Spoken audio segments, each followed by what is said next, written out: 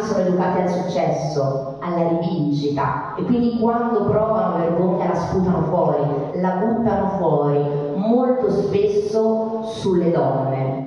Mia mamma mi dice sempre una frase, mia mamma mi dice: chi è bello sempre non è bello mai, e un amore non si definisce un amore felice perché è stato sempre felice. Una vita non si definisce una vita felice perché è sempre stata felice.